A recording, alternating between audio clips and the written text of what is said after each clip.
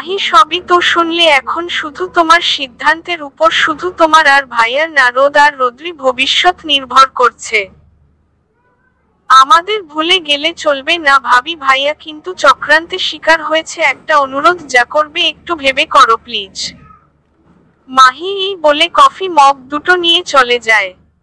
আর সারাকে ফেলে যায় এক রাশ চিন্তার মধ্যে। মাহির কথাগুলো খুব ভাবাচ্ছে সারাকে। কি করবে ও? দেখতে দেখতে আরো কিছুদিন কেটে যায়। সারার মনে কি চলছে একমাত্র সারাই জানে। সারা এখন হাঁটতে পারে, তাও মাহি সারার সব কাজ করে দেয়, এমনকি খাইয়ে পর্যন্ত দেয়। এর মধ্যে একদিন মাহিনের মা সারার সাথে যারা আর মাহিনের বিষয়ে কথা বলে। সারা বলে চৌধুরী বাড়ির সবার সাথে কথা বলতে। সারার কথা মতো মাহিনের মা চৌধুরী বাড়ির লোকজনের সাথে কথা বলে। তারা এক কথায় রাজি হয়ে যায়। মাহিনের মতো ছেলে লাখে একটা হয়, এমন ছেলেকে কেউ হাত ছাড়া করতে চায় না। যারা যখন শুনে মাহিনের সাথে ওর বিয়ে ঠিক হয়েছে, তখন থেকে যখনই মাহিনের সাথে দেখা হয়, মির্জাফর বলে তার মহামূল্যবান ভাষণ শুরু করে দেয়। যারা ভেবেছিল মাহিন ওকে প্রপোজ করবে, কিন্তু মাহিন করলোটা কি? সোজা বিয়ে। তাই তো যারা মাহিনের উপর ক্ষেপে আছে। মাহিন প্রতিদিন সকালে অফিসে যাওয়ার আগে রোদ আর রোদ্রির সাথে দেখা করে যায়। আজও ঠিক তাই।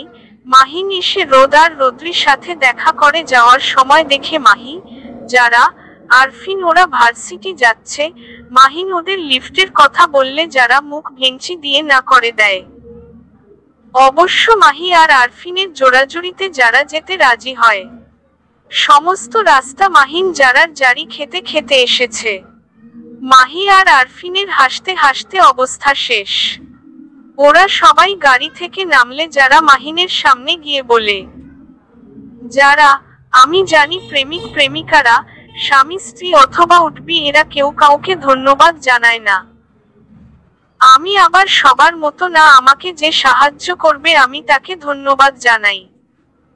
So thank you mister Mir Jafar.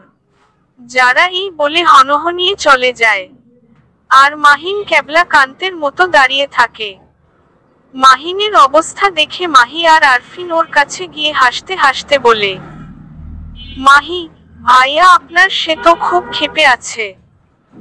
Arfin, ভাইয়া আপনি ওকে এখনো বলেনি আপনি যে ওকে ভালোবাসেন, তাই এত ক্ষেপে আছে। হেসে দিয়ে মাহিন, চিন্তা করো না, খুব তাড়াতাড়ি মহারানীর রাগ ভাঙিয়ে দেব। মুচকি হেসে কেউ একজন অশ্রু ভেজা চোখে তাকিয়ে আছে ওদের দিকে। যারাদের ভার্সিটির একজন প্রফেসর, নাম আকাশ আহমেদ। আগের বছর লন্ডন থেকে লেখাপড়া শেষ করে দেশে ফিরছে। বড় সহজ সরল ছেলেটা, কখনো কারো সাথে খারাপ ব্যবহার করে না। ওর বাবা ফাহিম আহমেদ আর বড় ভাই নিলয় আহমেদ ওদের বিজনেস সামলায়।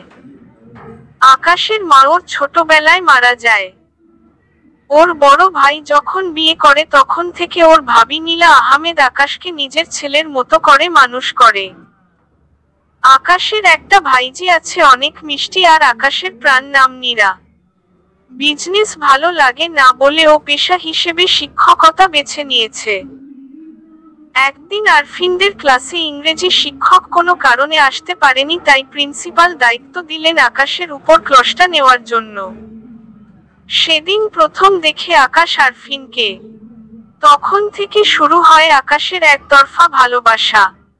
কখনো সাহস করে আরফিনকে ওর মনের কথা বলতে পারেনি, কিন্তু আজ আরফিনকে একটা ছেলের সাথে হেসে হেসে কথা বলতে দেখে ওর মনে হয় ও আরফিনকে ধীরে ধীরে হারিয়ে ফেলছে। আকাশ চোখ মুছে ওখান থেকে চলে যায়। সারা সিদ্ধান্ত যা নেওয়ার তা নিয়ে ফেলেছে, আর 22 দিন পর রোদ আর রোদ্রি জন্মদিন। সেদিন সারা ওর সিদ্ধান্তের কথা মাহিরকে জানাবে। সারা এই বাড়িতে এসেছে 3.5 মাসের বেশি সময় হয়েছে। এর মধ্যে সবাই অনেক করে চেষ্টা করছে সারার মাম্মার সাথে ওর সম্পর্ক আগের মতো করার, কিন্তু ফল যে কে সেই। ওই বাড়ি থেকে সারাকে নিতে এসেছিল কিছুদিন ঘুরে আসার জন্য, কিন্তু সারা সাফ না করে দিয়েছে। সারা ওদের মুখের উপর বলে দিয়েছে মৃত ব্যক্তি কোথাও যেতে পারে না। সারা তো ওই বাড়ির জন্য মৃত, তাহলে ওই বাড়িতে যায় কি করে সারা? কাল রাতে ছোট মাম্মা এসেছিল সারার সাথে কথা বলতে। সারা যাবে না বলে অনেক কথা কাটাকাটি করে। ছোট মাম্মা সারার সাথে না পেরে তিনি তার কসম দিয়ে বসেন সারাকে। সারা অগত্যা রাজি হয় যাবে বলে। পরের দিন সকালে বেলা সারা, মাহির, রোদ্রি, মাহিন, যারা, আরফিন, মাহি সবাই মিলে চৌধুরী বাড়িতে যায়। ওদের জন্য চৌধুরী বাড়িতে এলাহি আয়োজন করেছে। আজ সারা কত বছর পর নিজের শিকড়ে ফিরে এসেছে। বেড়ে ওঠা এই বাড়িতে, সুখ দুঃখ ভাগাভাগি করে নিয়েছে এই বাড়িতে। স্মৃতি বিজড়িত বইয়ের পাতাগুলোতে উল্টাতে থাকে একের পর এক। সারা ছোট মাম্মা আর আরাফের সাথে কথা বলে নিজের রুমের দিকে পা বাড়ায়। সারার পাপা আর ছোট পাপা বাজারে গেছে, আজ বাড়িতে দুই জামাই এসেছে বলে কথা। সারা রুমে ঢুকেই দেখে ওদের চার ভাই বোনের ছবিটা। সারা বিছনায় উল্টো হয়ে বই পড়ছে। দুই বোন সারার দুই পাশে, আর আরাফ মাঝখান থেকে সারাকে জড়িয়ে ধরে আছে। সারাকে একবারে বিছানার সাথে চেপে ধরছে। তখন ছোট মাম্মা এই ছবিটা তুলে দেয়। সেদিনের কথা মনে পড়ে সারার মুখে হাসি ফুটে ওঠে। রুমে ভালো করে ঘুরে দেখে এখনো রুমটা আগের মতোই আছে। সারা বারান্দার দরজা খুলে বারান্দায় দাঁড়িয়ে দেখে সারার হাতে লাগানো গাছগুলোর মধ্যে কিছু গাছ আছে আর কিছু গাছ নতুনে লাগানো হয়েছে। সারার প্রিয় হলুদ গোলাপটা এখনো বেঁচে আছে দেখে সারার মন খুশি হয়ে যায়। কিন্তু গাছটায় আজ কোনো ফুল ফোটেনি, গাছে কিছু কলি আছে। কিছুক্ষণ পর সারা নিচে নেমে দেখে মাহিরা সবাই হলো রুমে বসে গল্প করছে। সারা ওদিকে আর না গিয়ে কিচেনে চলে যায়। সারাকে কিচেনে কেউ খেয়াল করেনি। সারার মাম্মা সারার জন্য নিজেকে দোষারোপ করে কান্না করছে। ছোট মাম্মা বৃথা চেষ্টা করছে তার কান্না থামানোর। যতই পাহাড় সমান অভিমান থাকুক না কেন, কোনো সন্তানই তার মায়ের চোখের পানি দেখতে পারে না। সারা ওখানে দাঁড়িয়ে শব্দ করে ওর মাম্মার দিকে এগিয়ে যায়। ওর মাম্মা আর ছোট মাম্মা শব্দ শুনে চমকে ওঠে। মাম্মা তাড়াতাড়ি করে চোখ মুছে নেয়। সারা গিয়ে ঢাকা দেওয়া খাবার উল্টাতে উল্টাতে বলে, সারা, আজ কি রান্না করেছো মাম্মা? বিরিয়ানি রান্না করনি? সারার ছোট মাম্মা কথা ভেবে কিছুক্ষণ পর সারার কথা বুঝে মুখ টিপে হাসে। সারা সেদিকে না তাকিয়ে সালাদের জন্য কেটে রাখা শসা এক টুকরো খেতে খেতে বলে, সারা, কি হলো, রান্না করনি? ছোট মাম্মা, কি হলো ভাবি, তোমার মেয়ে কিছু জিজ্ঞাসা করছে? মুখ টিপে হেসে সারার মাম্মা আচমকা সারাকে জড়িয়ে ধরে কান্না করতে করতে বলে, মাম্মা, মা তুই আমাকে ক্ষমা করে দে। যখন মাহির ওই ছবিগুলো দেখায় তখন আমার মনে হয়েছিল আমি তোকে ঠিক মতো মানুষ করতে পারিনি। আমি আর এই অপরাধের বোঝা নিয়ে বাঁচতে পারছি না। প্লিজ ক্ষমা করে দে আমায়। সারা ওর মাম্মাকে ছাড়িয়ে চোখ মুছে দিয়ে বলে, সারা, তুমি আমার মা, আমার মাম্মা। আমি ভুল করি বা না করি তোমার আমাকে শাসন করার অধিকার আছে। এখানে ক্ষমা চাওয়ার কিছু হয়নি। আমি শুধু একটু অভিমান করেছিলাম তোমার উপর, এই আর কি। সারার মাম্মা কান্নামাখা হাসি দিয়ে সারাকে জড়িয়ে ধরে। অবশেষে মেয়ের মান অভিমানের পালা মিটল। এক সপ্তাহ পর রোদ আর রোদ্রির জন্মদিন। দেখতে দেখতে অনেকগুলো দিন সারা এ বাড়িতে কাটিয়ে দিয়েছে। কাল সারারা চলে যাবে, তাই সন্ধ্যার পর থেকে সবাই হলো রুমে বসে জমিয়ে আড্ডা দিচ্ছে। টপিক হলো রোদ আর রোদ্রির জন্মদিন পার্টি কেমন হবে। এর মধ্যে দুজন লোক হলো রুমের দিকে হেঁটে আসছে। একজন ছেলে আর একজন মেয়ে, তাদের পিছনে ড্রাইভার কিছু ফল মিষ্টির প্যাকেট নিয়ে আসছে। সারার পাপা এগিয়ে যায় তাদের দিকে। সবাই উত্তেজিত হয়ে আছে তারাকে জানার জন্য। পাপা, তোমরা কি বাবা? তোমাদের তো চিনলাম না। আসসালামু আলাইকুম আঙ্কেল, আমি নীরব আহমেদ, আর আমার স্ত্রী নীলা আহমেদ। আমার বাবার নাম ফাহিম আহমেদ। পাপা, তুমি আহমেদ কোম্পানির মালিক ফাহিম আহমেদের কথা বলছো? নীরব: জি আঙ্কেল। পাপা, দাঁড়িয়ে আছো কেন? বসো। নীরব আর নীলা বসতে বসতে বলে, নীলা: আঙ্কেল, আমরা আজ আপনার কাছে একটা অনুরোধ নিয়ে এসেছি। পাপা: কি অনুরোধ মা? চিন্তিত হয়ে নীলা: আপনাদের বাড়ির মেয়ে আরফিন চৌধুরী, ওর কি বিয়ে ঠিক হয়েছে বা ওর কি কোনো বয়ফ্রেন্ড আছে? এমন কথা শুনে সবাই চোখ বড় বড় করে আরফিনের দিকে তাকায়। আরফিন তখন কফি মগে সবে চুমুক দিয়েছিল। এমন কথা শুনে ওর মুখের সব কফি গিয়ে সামনে বসে থাকা যারার গায়ে পড়ে। এর মধ্যে আরাফ লাফ দিয়ে উঠে বলে, আরাফ আপু, আর প্রেম অসম্ভব, আপনাদের কোথাও ভুল হচ্ছে। নীলা দীর্ঘ শ্বাস ফেলে বলে শুরু করে, নীলা প্লিজ কিছু মনে করবেন না, আমি আপনাদের সব বুঝিয়ে বলছি। আমার শাশুড়ি আমার দেবরের জন্মের কিছু বছর পর মারা যায়। আমার যখন বিয়ে করে ওই বাড়িতে আসি তবে থেকে আমি ওকে নিজের ছেলের মতো করে মানুষ করি। খুব সহজ সরল একটা মানুষ। ও কারো সাত পাঁচে থাকে না। 1 বছর আগে লন্ডন থেকে লেখাপড়া শেষ করে দেশে ফিরে আমার শ্বশুর ওকে অফিস জয়েন করতে বললে ও নিজের ইচ্ছে মতো একটা ভার্সিটিতে প্রফেসর হিসেবে জয়েন করে। ওখানেই প্রথম দেখে আরফিনকে। একতরফা ভাবেই ভালোবাসতে শুরু করে আরফিনকে। কিছুদিন আগে আরফিনকে কোনো ছেলে গাড়ি করে ভার্সিটিতে দিয়ে আসে। তখন ও মনে করে ওর হয়তো বিয়ে ঠিক হয়ে গেছে। তারপর থেকে বাড়ি থেকে বের হয় না, ঠিক মতো খাওয়া দাওয়া করে না। আমার মেয়ে নীরা ওর প্রাণ, ওর সাথেও ঠিক মতো খেলে না। নীরব ওকে জিজ্ঞাসা করলে ও এড়িয়ে যায়। পরে আমি আর নীরব দুজনে যখন ওকে চেপে ধরি তখন সবকিছু বলে দেয়। আমরা পরে খোঁজ নিয়ে জানতে পারি আরফিন হলো চৌধুরী বাড়ির মেয়ে। আঙ্কেল, আপনাদের অনুমতি থাকলে আমি আপনাদের বাড়ির মেয়েকে আমার যা করে নিয়ে যেতে চাই। আরফিন ভেবে পায় না এমন ছেলে এখনকার যুগে আছে নাকি, এত ভালোবাসে অথচ একবারও মুখে বলেনি। নীরবে ভালোবাসে গেছে। আরফিনের অবাকের শেষ নেই। সারা: তা আমাদের রোমিও নাম কি? এখন কোথায় আছে সে? মুচকি হেসে বলল নীলা, আকাশ আহমেদ। ও বাড়িতেই আছে। ও জানে না আমরা এখানে এসেছি।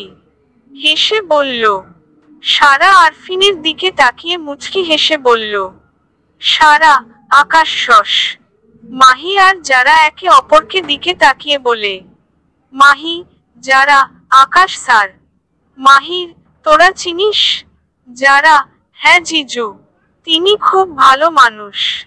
ক্লাস এসে কোনো মেয়ের দিকে তাকান না, ক্লাস করিয়ে সোজা চলে যান। আমাদের ইংলিশ ক্লাসটাও আকাশ স্যার করাই। এক কথায় বলতে গেলে তার মতো মানুষ হয় না। তাছাড়া তিনি গোপনে আমাদের ক্লাসের কিছু গরিব ছাত্র ছাত্রীদের তিনি আর্থিকভাবে সাহায্য করেন। কিন্তু সত্যি কখনো চাপা থাকে না, ঠিক তেমনি একথাও সবাই জেনে যায়। স্যারের একটা অদ্ভুত আর ভালো দিক হলো ছোট বড় সবাইকে আপনি বলে সম্বোধন করে। ছোট পাপা, একাকার যুগে এমন ছেলে আছে আমার তো বিশ্বাসই হচ্ছে না। মাহি: এই যারা, যারা। চেঁচিয়ে উঠে যারা: তোর আবার কি হয়েছে? বিরক্ত হয়ে মাহি: ভাবি অ্যাক্সিডেন্ট হওয়ার পর ভাবি যখন হসপিটালে থেকে বাড়িতে নিয়ে আসা হয় তারপর থেকে তুই আর আরফিন আপু আমাদের বাড়িতে থাকতিস রোদ আর রোদ্রিকে সামলানোর জন্য। এই 4 মাস আমরা 3 জন একসাথে ভার্সিটি যাওয়া আসা করছি। শুধু একদিন মাহিন ভাইয়া আমাদের ভার্সিটিতে পৌঁছে দিয়েছিল, তোর মনে আছে? সারা রাস্তা তুই ভাইয়ার সাথে রাগারাগি করতে করতে এসেছিস। গাড়ি থেকে নেমে তুই ভাইয়াকে এক ঝুড়ি বকা দিয়ে চলে যাস। আমি আর আপু তখন হাসতে হাসতে আমাদের অবস্থা খারাপ। ভাইয়ার মুখটা তখন দেখার মতো ছিল। আই থিংক তখন আকাশ স্যার আরফিন আপুকে ভুল বুঝে। যারা, ওই তোকে এখন কেউ সব কথা জিজ্ঞেস করছে। আমি কাকে বকা দিছি নাকি?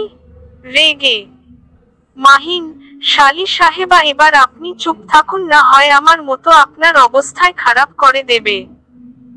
যারার দিকে তাকিয়ে মুচকি হেসে, যারা, তোদের দুটোকে আমি দেখে নেব, বিড়বিড় করে বলে। ছোট পাপা, সে না হয় বুঝলাম, কিন্তু তোমার বাবা আসেনি কেন?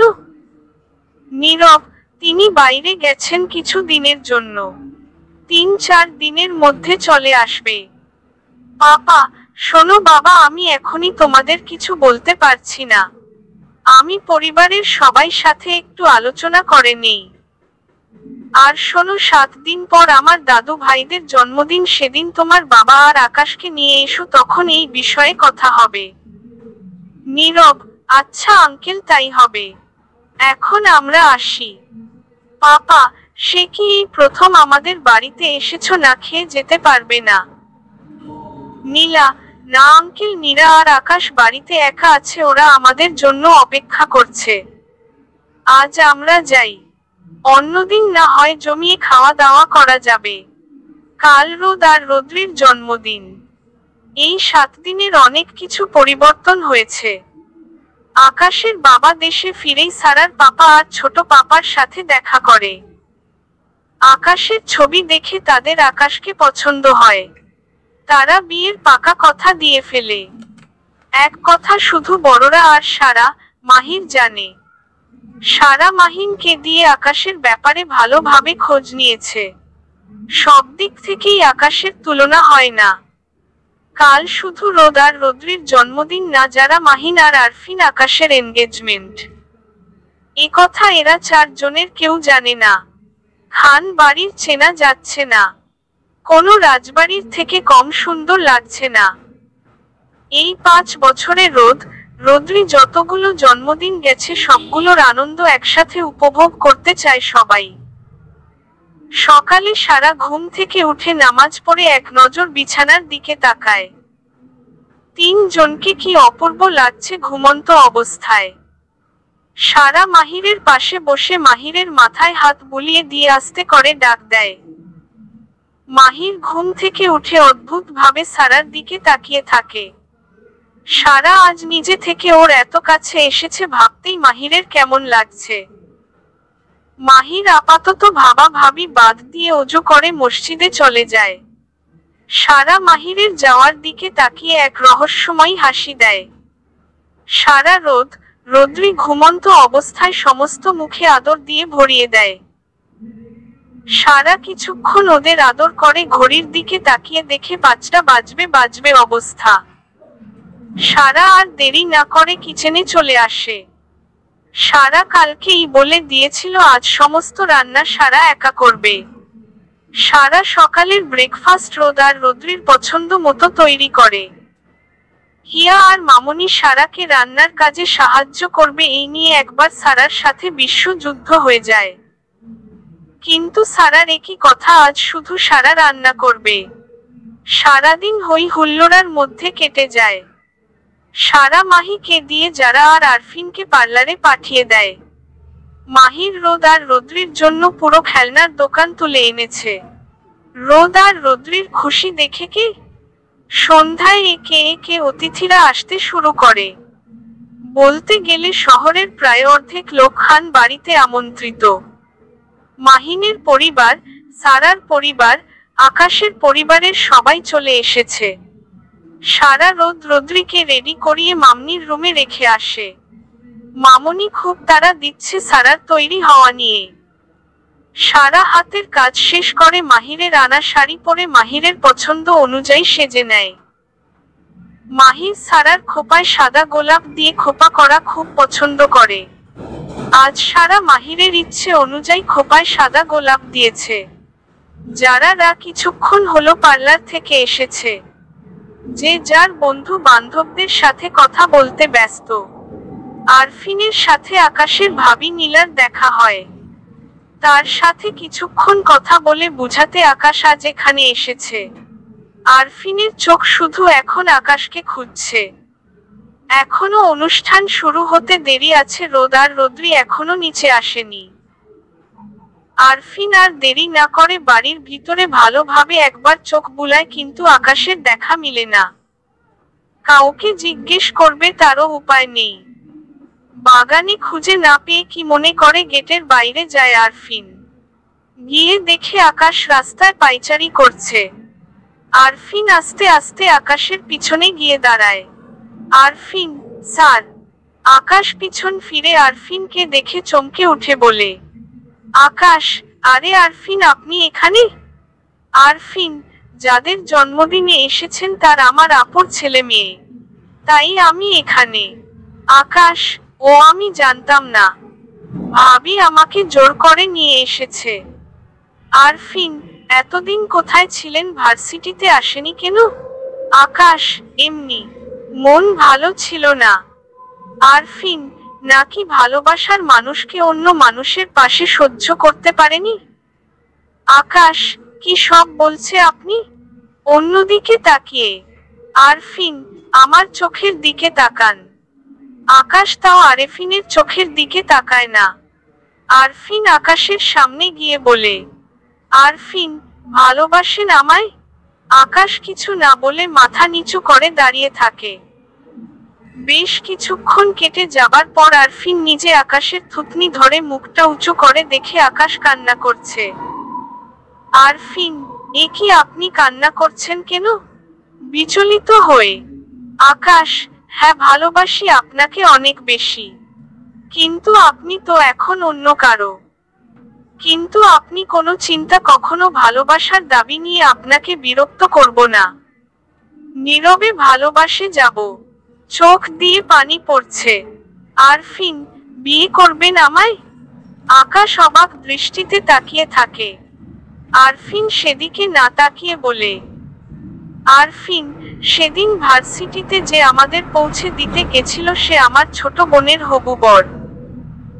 আর যদি আপনি আমাকে বিয়ে করতে চান তাহলে কি করতে হবে তা আপনি নিশ্চয়ই জানেন।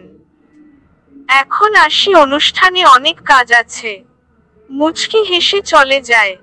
অনুষ্ঠানে প্রায় সবাই এসে গেছে। সারা রোদ আর রোদ্রির হাত ধরে আস্তে আস্তে হেঁটে সিঁড়ি দিয়ে নামছে। ওদের তিনজনের দিকে সবাই এক দৃষ্টিতে তাকিয়ে আছে। মাহিরের পৃথিবী থমকে দাঁড়ায় সারাকে দেখে। আজ সারাকে দেখে মাহির যখন সারাকে এভাবে সাজিয়ে দিত সে দিনগুলোর কথা মনে পড়ে যায়। রোদ আর রোদ্রিকে ছোট কোনো রাজকন্যা আর রাজপুত্রের মতো লাগছে। মাহির এগিয়ে গিয়ে ওদের নিয়ে আসে। রোদ আর রোদ্রিকে একে একে সবাই শুভেচ্ছা জানায়। মাহির কিছুক্ষণ পর পর সারার দিকে তাকাচ্ছে। মাহির বুঝতে পারে না সারা তো এখন আর ওকে ভালোবাসে না, তাহলে ওর পছন্দ মতো সেজেছে কেন? এমনকি খোপায় সাদা গোলাপও দিয়েছে। হ্যালো বন্ধুরা, এই গল্পের শেষ অংশ নিয়ে আসবো পরের গল্পেতে। প্রতিদিন এরকম গল্প শোনার জন্য আমাদের চ্যানেলটি সাবস্ক্রাইব করে রাখুন। প্রতিদিন নতুন গল্প পেয়ে যাবেন। ধন্যবাদ।